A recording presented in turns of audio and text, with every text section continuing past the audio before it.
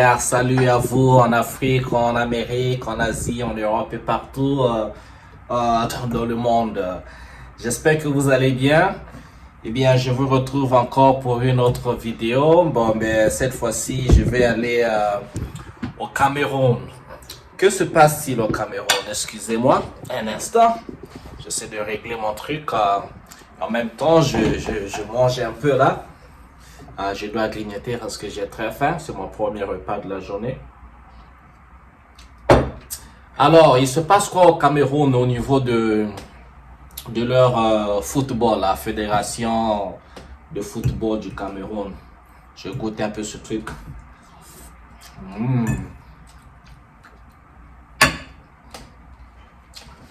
Ah, l'Afrique. L'Afrique, notre Afrique. Notre Afrique, on aime bien là. Mais toujours des problèmes. Bon, ce qui est sûr, je ne sais pas trop ce qui se passe au Cameroun, mais apparemment, il y a un conflit entre le président de leur Fecafoot là, qui est donc la légende, le talentueux footballeur Samuel Eto'o, fils, et le ministère du football là. Bon, je sais pas trop, mais il y a des vidéos qui circulent. On va regarder ces vidéos ensemble. Et donc voilà, mon analyse ne sera pas aussi poignante, mais je dirais 2-3 mots parce que bon, c'est dommage de voir quand même ce pays, ce monde footballistique du Cameroun en proie à des tensions. Et donc j'espère seulement que ça va aller et que bon, le football camerounais va être remis sur les rails et que les joueurs continuent à se focaliser, à montrer ses prouesses, à faire ses preuves, comme ce pays, c'est un pays de football. Et donc voilà, il se passe quoi? Bon, regardons la vidéo ensemble pour voir un peu les tensions qu'il y a entre Samuel Eto'o et un autre, je crois, un sélectionneur, je crois il est belge, Brice quelque chose. On regarde, regardons, puis on revient tout de suite. Ça va bien de venir ici, c'est fort, tu sais ça très bien. Vous allez bien? Très bien, je vous remercie, merci beaucoup. Très bien, merci. On sort. Vous allez bien? Mais le président, c'est comme le président secrétaire, ou moi le président de la fédération qui l'a convoqué. C'est moi la main de chose. Dérangez pas mon lieu de travail et vous me connaissez très bien. Ici, vous n'avez pas parole. Quand je viens au ministère, je vous respecte. Ici, je suis le seul patron. Et vous ne le faites pas, monsieur Zolo. C'est la dernière fois. Je vous interdis de lever le ton. C'est la dernière fois. Monsieur, appelez-moi la sécurité, vous le mettez dehors. C'est la dernière fois, vous avez compris. Et je vous prie, monsieur le sélectionneur, soit vous restez, soit ne me touchez pas comme ça, monsieur le sélectionneur. Je suis président. Pourquoi tu parles comme ça? Non. Je suis président, monsieur le sélectionneur. Si vous voulez travailler avec nous... Non. Vous êtes entraîneur parce que je vous ai nommé. Vous n'êtes pas entraîneur parce que quelqu'un d'autre vous a nommé. Vous avez fait beaucoup de manquements. Et je vous prie de rester dans cette réunion. Parce que si vous ne restez pas, je suis obligé d'interroger mon comité exécutif. Comme la loi me le demande. Donc je vous prie une fois de plus de rester ici. Le 2 mois que je suis ici, où étais-tu? Je suis le président. Moi, je suis président. Vous ne faites pas la politique au Cameroun. Il y a j'ai une seule beaucoup de personne respect qui pour fait vous. la politique au C'est pas le cas. Cameroun, c'est le président Mais c'est Biya. moi qui décide à la fin que Non, je fais. vous ne décidez pas. Parce que ce que vous faites, monsieur le sélectionneur, c'est moi qui l'assume. C'est moi le président de la fédération. Ce que vous faites, c'est moi qui l'assume. Ce n'est pas vous. Dans votre pays, je ne le fais pas. Et vous ne me parlez pas comme ça, monsieur le sélectionneur. N'oubliez pas, en tant que footballeur, vous ne pouvez jamais me parler. Donc maintenant, je suis le président. Vous ne me parlez pas comme ça. D'accord? Vous vous asseyez et on travaille. Arrêtez un peu ce bordel. Il est temps d'arrêter ce bordel. Mais c'est pas possible. Mais vous pensez que vous êtes dans quel pays, monsieur? Vous pensez, je peux faire ça en Belgique? Vous pensez que je peux faire ça en Belgique, monsieur le sélectionneur? Alors, mais comment vous pouvez faire ça au Cameroun? Jamais entraîneur. Hein?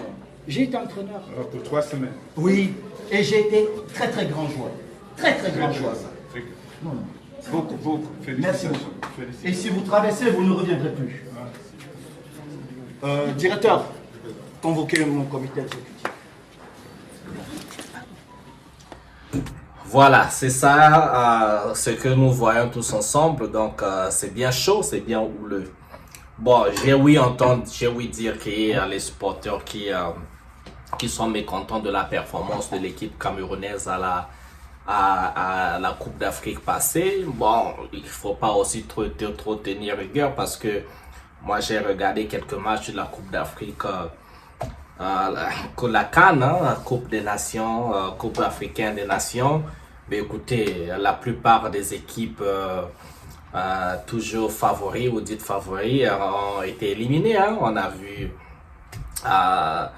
l'Algérie, le Maroc, l'Égypte, le Ghana. Toutes ces grandes équipes de football ont été éliminées. Le Nigeria à la finale.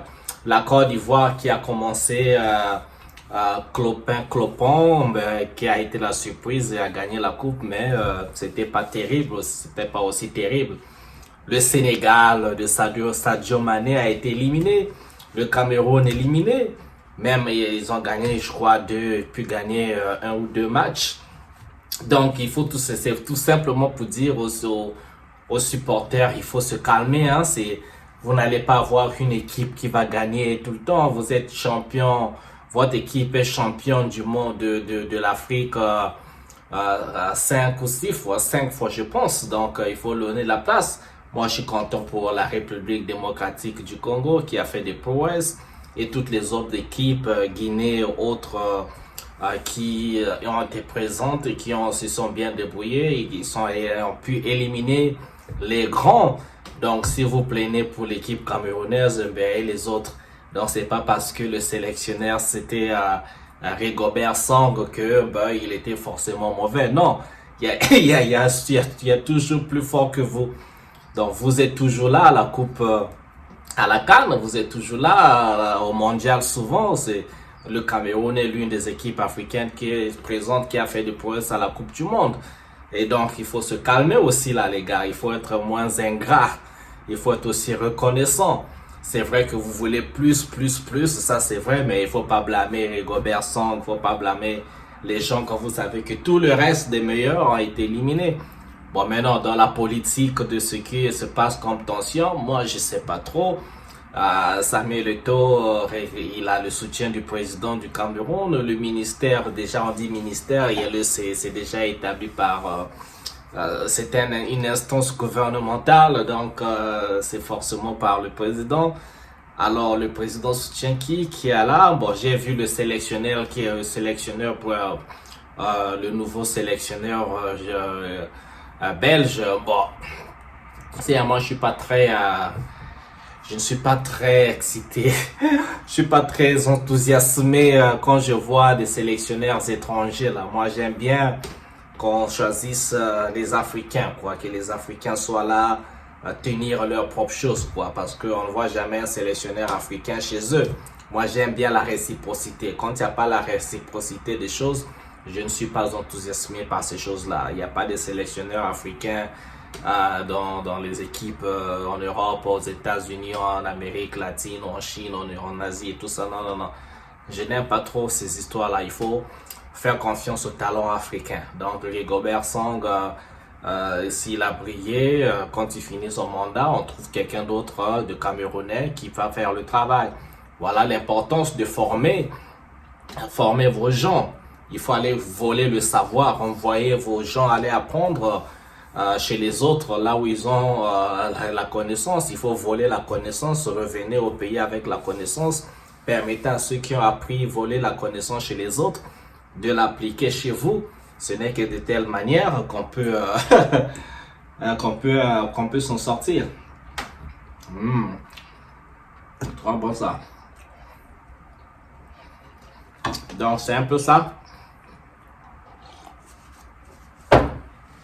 Donc il faut faire confiance au talent africain. Donc bon, comme vous voyez, j'espère que on laissera Eto'o le temps de faire son travail jusqu'à ce que son contrat finisse, au lieu de semer la zizanie. Parce qu'à la fin, c'est le Cameroun qui perd. Et vous ne montrez pas une belle image Les gens se disputent et tout. Après, bon, vous vous retrouverez encore avec une équipe qui sera piètre. Donc, il faut éviter ça, quoi. Et après tout, ce n'est que le football, les gars. Ça apporte même quoi, là? Si vous gagnez des coupes et tout, mais qu'est-ce que ça change au Cameroun? Est-ce que le football a changé Douala, a changé Yaoundé? Est-ce que ça a donné l'emploi aux gens? Vous avez des gens qui sont multimillionnaires, des gens qui se font de l'argent, mais est-ce que ça crée de l'emploi pour les Camerounais? À ce que je sache, le Cameroun, c'est pas un pays industrialisé, hein. Vous avez un président qui est au pouvoir depuis 1982. Bon, le gars, il a vieilli quand même. Hein? Quand on vieillit, à un moment donné, il faut prendre la retraite. Puisqu'un fonctionnaire, quand on travaille à partir de 65 ans, 70 ans, on prend la retraite. Pourquoi on pense qu'on va être président jusqu'à 82? On le voit dans les discours, Paul Biya. Il peut à peine se souvenir de son nom. Le vieux, il est fatigué. Il marche à peine, il faut quelqu'un à côté, sinon il va tomber. Il a une mémoire qui s'effrite. On l'a vu, il était dans un séminaire quelque part, un congrès quelque part, où il demandait au micro tout le monde d'écouter en direct. Il demandait il est où, il fait quoi là, qu'est-ce qu'il est censé dire, qui était dans la salle et tout. C'était très embarrassant. Parce que bon, après un moment donné, le cerveau, ça se grille, quoi. Donc il faut savoir se reposer. Pourquoi, si les autres peuvent être fonctionnaires, on peut prendre la retraite? Quand on dit le mot retraite, mais le mot retraite, c'est pour tout le monde. Vous forcez les choses et on sait bien que c'est même plus lui qui dirige. Est-ce que c'est sa femme avec tous les sbires qui sont autour, tous les corrompus, les bouffeurs, ceux qui font toujours régresser l'Afrique? Parce que ce sont les vrais bourreaux, ces gens-là, c'est des vrais voleurs, les vrais corrompus. C'est eux qui vont les deniers publics, qui vont investir ailleurs, c'est eux qui se font signer des contrats des macabres, escabreux, des contrats très bizarres là et tout ça qui ramène toujours le pays en arrière. Donc s'il y a un incident dans le football, bah, après bon, faudrait pas que ça bloque toute l'information d'un pays parce qu'il y a encore des tensions sur Cameroun. Regardez en Ambazonie, donc le côté du Cameroun, la partie du Cameroun où on parle anglais. Donc la partie anglophone du Cameroun. Mais il y a des tensions, ça fait 10 ans, 15 ans, hein, on va aller à 20 ans qu'il y a des tensions, les gens meurent là-bas, personne ne dit rien. Mais on est focalisé sur la distraction. On aime trop la distraction, on ne veut pas se focaliser, les Africains parfois, toujours dans la distraction. Tout ça c'est la distraction. Le football en réalité, même s'il n'y avait pas d'équipe au football au Cameroun, le pays bien son passé. Les gens ont besoin d'électricité, de l'eau, des écoles, des académies, de l'emploi, du développement, des routes qui relient les villages et autres. Un vrai développement dans le sens du terme. Pas forcément dans le sens européen ou occidental, mais dans le sens où les gens ont accès à des bons hôpitaux, des bonnes écoles, il y a l'emploi. Il y a la croissance économique, il y a un système financier qui est solide. C'est ça qui fait un pays. Après, une armée aussi solide qui peut défendre la nation. Si c'est pas ça, bon, il faut arrêter avec la distraction à un moment donné. Bon, voilà, c'était tout. Force à vous, cher peuple du Cameroun. Nous sommes ensemble, frères et sœurs, parce que nous sommes dans la même merde, quoi. Avec les mêmes merdeux. Allez, je vous souhaite bien le bonheur chez vous. Ciao, ciao.